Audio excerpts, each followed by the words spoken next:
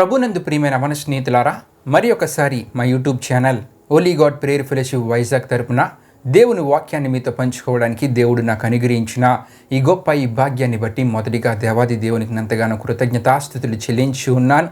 ప్రియమైన మన స్నేహితులారా, మరి ప్రతి బుధవారం మా యూట్యూబ్ ఛానల్ ఓలీ గాడ్ ప్రేయర్ ఫెలోషిప్ వైజాగ్ తరపున యవనస్తుడి కుడికి మేము అప్లోడ్ చేయడం జరుగుతున్నది. ఈ యవనస్తుడి కుడిక వీక్షిస్తున్న మీ అందరికీ ఆశీర్వాదకరంగా ఉన్నదని మేము తలంచున్నాము.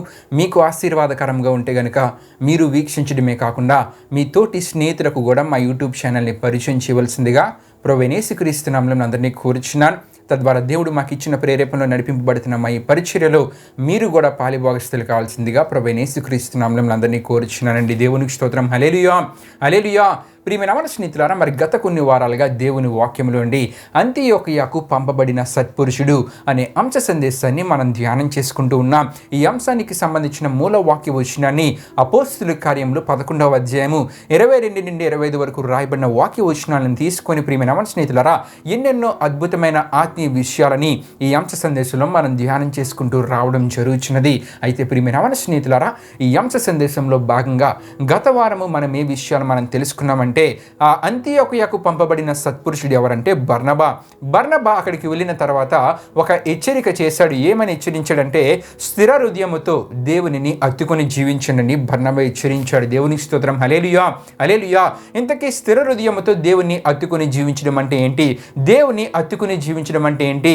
దీనికి సంబంధించిన విషయాలు ప్రియమైన మన స్నేహితులారా, గత వారము దేవుని వాక్యంలోని రెఫరెన్స్లు మనం తీసుకొని ఈ అంశ సందేశంలో ఈ స్థిర హృదయం అంటే ఏంటి, ఈ స్థిర హృదయంతో దేవునిని అత్తుకొని జీవించడం అంటే ఏంటి, దేవునిని అత్తుకొని జీవిస్తే ఎటువంటి పరిస్థితులు మన జీవితాలలో మనం పొందుకోగలం, ఎటువంటి ఆశీర్వాదకర స్థితిని మనం పొందుకోగలము, కొన్ని విషయాల్ని మనం ధ్యానం చేసుకోవడం గత వారం జరిగి ఉన్నది. అయితే ఈ వారము ప్రియమైన మన స్నేహితులారా, దీనికి కొనసాగింపుగా బర్నబా అంతియోకియాకు పంపబడిన ఈ సత్పురుషుడైన బర్నబా కలిగి ఉన్న ఆత్మీయ స్థితిగతుల గురించి మనం ధ్యానం చేసుకుందామండి.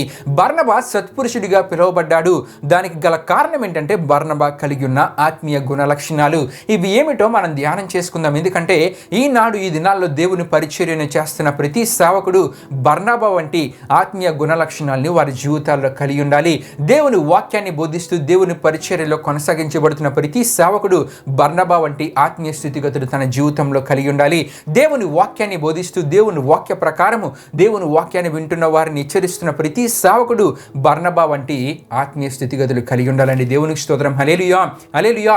ఇంతకీ బర్నబా కలిగి ఉన్న ఆత్మీయత ఎటువంటిది అని మనం ఆలోచిస్తే గనక ప్రియమైన మన స్నేహితులారా, బర్నబా గురించి మనం చూస్తున్నప్పుడు బర్నబా పరిశుద్ధాత్మతో నిండుకునిన వాడే అని మనకు కనబడుతూ ఉంటుంది. విశ్వాసముతో నిండుకునిన వాడే అని మనకు కనబడుతుంటుందండి. పరిశుద్ధాత్మతో బర్నబా నిండుకుని ఉన్నాడంట. విశ్వాసము, దేవుని యందు పూర్తి విశ్వాసము బర్నబాలో ఉంది. ప్రియమైన మన స్నేహితులారా, ఇవి రెండు ఒక సేవకుని సేవా జీవితంలో ఎంతో ప్రాముఖ్యమైనవండి. ఒక సేవకుడు దేవునిని విశ్వసించిన వానికి బోధించినా సరే, దేవునిని విశ్వసించని వానికి బోధించినా సరే ప్రియమైన అవన స్నేహితులారా, ఈ రెండు ఆత్మీయ స్థితిగతులు సేవకుడు తప్పగా కలిగి ఉండాలి. ఎప్పుడైతే పరిశుద్ధాత్మతో సేవకుడు నిండుకొని ఉంటాడో, ఎప్పుడైతే విశ్వాసంతో సేవకుడు ఉంటాడో ప్రియమైన అవన స్నేహితులారా, ఆ సేవకుడు చేసే పరిచర్య బహుగా దీవించబడుతుంది. ఆ సేవకుడు సత్పురుషుడిగా ఉండగలడు, నిలవగలడు, సత్పురుషుడిగా దేవుని పని చేయగలడు. లేకపోతే దేవుని సేవలో నిలవలేరు.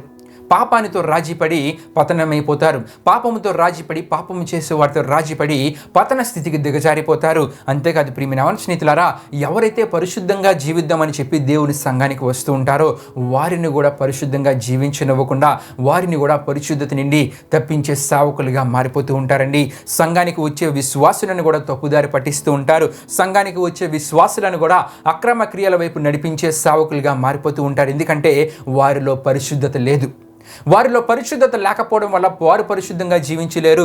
సంఘానికి వచ్చేవారిని పరిశుద్ధంగా జీవించమని చెప్పలేరు. సరికదా, వారిని కూడా పాపానికి ప్రోత్సహించేవారుగా, వారిని కూడా అక్రమ క్రియలు చేయడానికి ప్రోత్సహించేవారుగా ఆ సేవకులు మారిపోతూ ఉంటారండి. ఎందుకు ఈ విధంగా మారిపోతూ ఉంటారంటే వారిలో విశ్వాసం అనేది లేదు, పరిశుద్ధాత్మ అనేది వారిలో లేదు. విశ్వాసంతో ప్రభు సేవ చేసే పరిచర్య వారిలో ఉండదు. పరిశుద్ధాత్మతో నిండుకొని దేవుని వాక్యాన్ని బోధించే ఆత్మీయత వారిలో ఉండదు. గనుక ప్రియమైన స్నేహితులారా, ఇటువంటి స్థితికి దిగజారిపోతూ ఉంటారు. ఇటువంటి వారి గురించే వింటూ ఉంటాం.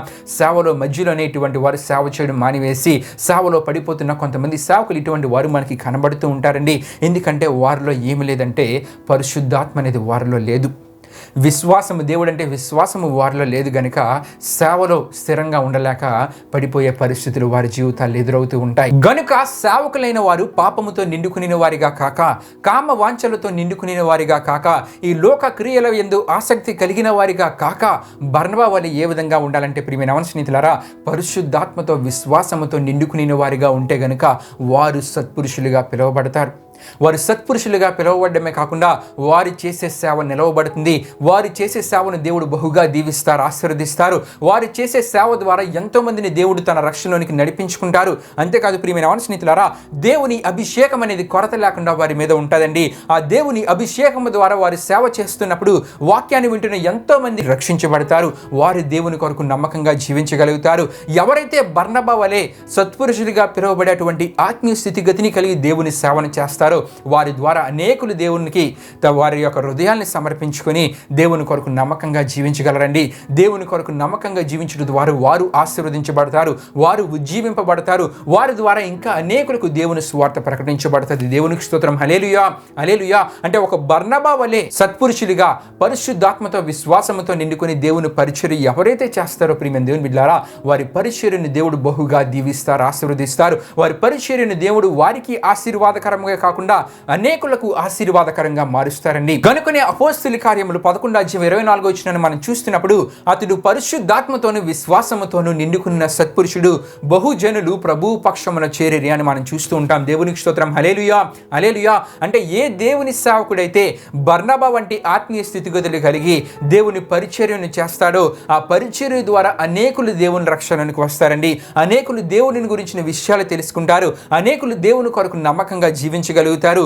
అనేకులు ప్రియమైన స్నేహితులారా దేవునిలో స్థిరపడతారు. వారి సేవ అంటే ప్రియమైన స్నేహితులారా, ఎవరైతే ఇటువంటి సేవ చేస్తారో వారు సత్పురుషులుగా పిలువబడతారు. ఒకవేళ ఇటువంటి సేవ చేయకుండా పాపముతో రాజీ పడిపోయి, పాపపు క్రియలతో రాజీ పడిపోయి, సంఘానికి వచ్చేవారిని అక్రమ క్రియలకు ప్రేరేపిస్తూ, వారి యొక్క కామ వాంఛలతో పాపపు జీవితానికి అలవాటు పడి ఆ పాపంలోనే కొనసాగుతూ దేవుని సేవ చేసేవారుగా ఎవరైనా ఉంటే గనుక వారు ప్రియమైన స్నేహితులారా, వారి గురించి మనం ఆలోచిస్తే గనుక వారు చెడ్డ పురుషులుగా పిలువబడతారు. ఎవరైతే బర్నబా వంటి సేవ చేస్తారో వారు సత్పురుషులుగా పిలువబడతారు. ఎవరైతే బర్నబా వలె ఇటువంటి పరిచర్య చేయక పాపముతో రాజీ పడుతూ దేవుని పరిచర్యలో ముందుకు కొనసాగుతూ ఉంటారో ప్రియమైన స్నేహితులారా, వారు చెడ్డ పురుషులుగా పిలువబడతారు. వారు చేసే పరిచర్య ద్వారా దేవుని పక్షాన ప్రజలు చేరరు కానీ సాతాను పక్షాన ప్రజలు చేరే పరిస్థితి. అంటే వారు దేవుని క్రియలు వారిలో ఉండవు, దేవుడు కలిగి ఉండమన్న క్రియలు వారిలో ఉండవు, దేవుడు కలిగి ఉండమన్న ఆత్మీయత వారిలో ఉండదు గనుక వారు మంచిని చెప్పలేరు. దేవుడు కోరే ఆత్మీయత గురించి వారు వివరించి చెప్పలేరు గనుక వారు బోధించే బోధల ద్వారా దేవునిలో ఆ బోధలు విన్న వారు దేవునిలో నమ్మకంగా జీవించలేరు. కానీ వారు పాపపు క్రియలకు అలవాటు పడి సాతాను పక్షాన చేరేవారిగా మారిపోతారండి. ఇలాంటి ప్రభు సేవకులైన వారు ఎక్కడ ఉంటారని దేవుని వాక్యం మనకి సెలవిస్తుందంటే, దేవుని వాక్యంలో మనం చూస్తున్నప్పుడు హెబ్రీయులకు రాసిన పత్రిక 10:26 మనం చూస్తే గనుక ఆరని అగ్నిగుండంలో ఇటువంటి వారు ఉంటారని అక్కడ మనకి కనబడుతుందండి. అంతేకాకుండా అక్కడ విరోధులను దయింపబో తీక్షణమైన అగ్నియు ఎదుర్కొనక, అంటే ఇటువంటి వారు ఇటువంటి అగ్నిని ఎదుర్కొనక తప్పదని ఆ వాక్య భాగంలో మనం చూస్తూ ఉంటాం. అంతేకాకుండా అనేకుల జీవితాలను పతనం వైపు నడిపించిన సాతానుగాడు వాని అనుచరులు ఎక్కడైతే ఆ శిక్షను అనుభవిస్తూ ఉంటారంటే నిత్య నరకాగ్ని గుండంలో ఈ చెడ్డ దాసులుగా, ఈ చెడ్డ పురుషులుగా ఉంటూ దేవుని సేవ చేసే సేవకుడు కూడా అదే ప్రాంతంలో దేవుని శిక్షను అనుభవించక తప్పదని దేవుని వాక్యాన్ని బట్టి మీకు తెలియజేస్తూ ఉన్నానండి. ఈ విషయాలు మీరు తెలుసుకోవాలనుకుంటే కనుక ప్రకటన గ్రంథం 20:10 ద్వారా, మత్తయి సువార్త 25:24-30 వరకు రాయబడిన వాక్య వచనాల ద్వారా ఈ విషయాలు మీకు తెలియజేయబడతాయి. దేవునికి స్తోత్రం. హల్లెలూయా, హల్లెలూయా. అయితే ఇక్కడ ఒక విషయాన్ని మనం మర్చిపోకూడదు. ఏమిటంటే ఇటువంటి సేవ చేసే ఈ సేవకుల పరిచర్యకు, ఆ సంఘాలకు వెళ్ళేవారి పరిస్థితి కూడా ఈ విధంగానే ఉంటుందనే విషయాన్ని తప్పక దేవుని వాక్యాన్ని వింటున్న ప్రతి ఒక్కరు గ్రహించాలి.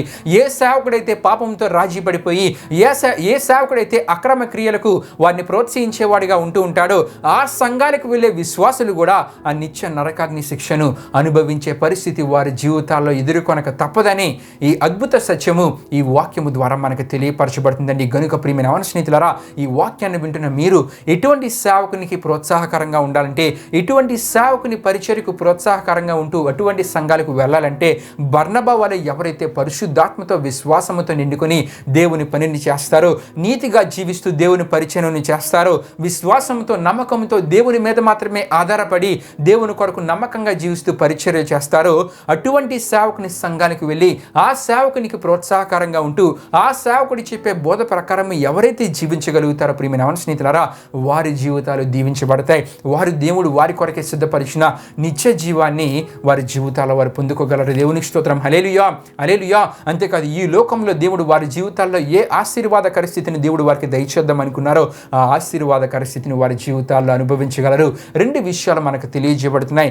బర్నబా కలిగిన ఆత్మీయ స్థితిగతులను బట్టి మనకు తెలియజేయబడుతున్న ఆత్మీయ సత్యం ఏంటంటే, ఏ సేవకుడు బర్నబా వంటి ఆత్మీయ జీవితాన్ని కలిగి ఉంటాడో ఆ సేవకుని పరిచర్యకు ప్రోత్సాహకరంగా క్రైస్తవ యవన బిడ్డలు ఉండాలి. ఆ సేవకుని పరిచర్యకు వెళ్తూ ఆ సంఘంలో పాలిభాగస్తులుగా ఉంటే గనక దేవుడు ఆ సంఘాన్ని అభివృద్ధి పరుస్తారు. అంతేకాకుండా ఆ సేవకుడికి ప్రోత్సాహకరంగా ఉండే మిమ్ములను కూడా దేవుడు గొప్పగా దీవిస్తారు, ఆశీర్వదిస్తారు. కానీ ఎవరైతే ఇటువంటి ఆత్మీయ జీవితాన్ని కలిగి ఉండక పాపముతో రాజీపడి అక్రమ క్రియలు చేసేవారుగా ఉంటూ చెడ్డ పురుషులుగా ఉంటూ ఉంటారో, సత్పురుషులుగా కాక చెడ్డ పురుషులుగా ఉంటూ ఉంటారో, అటువంటి వారి సంఘానికి వెళ్తే గనక వారు ఏ విధంగానైతే నిత్య నరకాగ్ని గుండంలో పడవేయబడతారో, ఆ సంఘానికి వెళ్ళి ఆ సేవకుడు బోధ విన్న మీరు కూడా నిత్య నరకాగ్ని శిక్షను అనుభవించక తప్పదని దేవుని వాక్యాన్ని బట్టి మీకు తెలియజేస్తూ ఉన్నానండి. ఈ వారం ఇంతటితో దేవుని వాక్యాన్ని మనం ముగించుకుంటూ ఉన్నాం. వచ్చే వారం ప్రియమైన స్నేహితులారా, ఈ సత్పురుషుడైన బర్నబా గురించి మనం ధ్యానం చేసుకుంటున్నాం కాబట్టి ఈ సత్పురుషుడు అనే పదం గురించి మరికొన్ని విషయాలు మనం ధ్యానం చేసుకుందాం. అంతేకాకుండా ఈ సత్పురుషుడైన బర్నబా చేసిన మరి ఒక మంచి పనిని గురించి కూడా వచ్చే వారం మనం ధ్యానం చేసుకుంటూ ఈ అంశ సందేశంలో మనం ముందుకు వెళ్దామండి. దేవుడి పరిశుద్ధ వాక్యాన్ని మన వినికిడిలో దీవించునుగాక. ఆమేన్. ప్రియమైన స్నేహితులారా, యవనస్తుడి కూడికను ముగింపు ప్రార్థనతో మనం ముగించుకుందాం. అందరూ కళ్ళు మూసుకొని తలలో ఉంచుకొని ప్రార్థనలో నాతో పాటు ఏకీభవించవలసిందిగా ప్రభువైన యేసుక్రీస్తు నామమున అందరినీ కోరుచున్నానండి. ప్రార్థన చేసుకుందాం. మహిమా స్వరూపైన మా ప్రభువా, జీవాధిపతి అనేసి నీ ఘనమైన నామానికి మహిమ ఘనత ప్రభావం చెల్లించినాం దేవా. ఇప్పుడు వరకు ఈ వాక్యాన్ని విన్న ప్రతి ఒక్కరితో అనేక విషయాలు మాట్లాడిన దేవా, మీకే వారాది వందనములు కృతజ్ఞతాస్తుతులు చెల్లించిన వేసా. మరి బర్నబా కలిగి ఉన్న ఆత్మీయ స్థితిగతులను, ఆత్మీయ జీవితాన్ని గురించి ధ్యానం చేసుకోవడానికి కృపను కాపుదలను అనుగ్రహించిన దేవా. ఈ దినాల్లో సేవ చేస్తున్న ప్రతి సేవకుడు బర్నబా వలె పరిశుద్ధాత్మతోనే విశ్వాసంతోనే నిండుకొని నీ పరిచర్య చేస్తూ నీ కొరకు నమ్మకంగా జీవిస్తూ వారు నీ పరిచర్యను బలంగా చేసే అటువంటి ఆత్మీయ స్థితికి రాగలిగేలా మీరు కార్యాన్ని జరిగించండి. మరి ముఖ్యంగా ఈ వాక్యాన్ని విన్న ప్రతి ఒక్కరు కూడా ఎవరైతే బర్నబా వంటి ఆత్మీయ జీవితాన్ని కలిగి సేవ చేస్తారో అటువంటి సేవకులకు ప్రోత్సాహకరంగా ఉంటూ అటువంటి సేవకుని బలపరిచే ఆత్మీయ జీవితానికి వీరు అలవాటు పడగలిగేలా అటువంటి స్థితికి వీరి జీవితాల్లో చోటిచ్చేలా మీరు కార్యాన్ని జరిగించండి. ఇది నన్ను వాక్యాన్ని విన్న ప్రతి ఒక్కరు మీరు దీవించండి, ఆశీర్వదించండి. వాక్యాన్ని సరైన విధానంలో వారు అర్థం చేసుకోగలిగేలా మీరు కార్యాన్ని జరిగించండి. దేవా, మీకే మొరపెడుతున్నాను దేవా. ఈ యవనస్తుడి కూడిక ప్రారంభం నుండి ముగింపు వరకు తోడైనందుకు మీకే వేలాది వందనములు కృతజ్ఞతాస్తుతులు చెల్లిస్తూ యేసు పరిశుద్ధ నామములో అడిగి వేడుకొనిచున్నాం తండ్రి. ఆమేన్. యేసు రక్తమే జయం, ప్రవేశ రక్తమే జయం, ప్రవేశ రక్తం సంపూర్ణమైన విజయం, అపవాది క్రియలకనంత నాశనం కలుగునుగాక. ఆమేన్. ప్రభు మిమ్మును మీ కుటుంబం వలన దీవించునుగాక. ఆమేన్.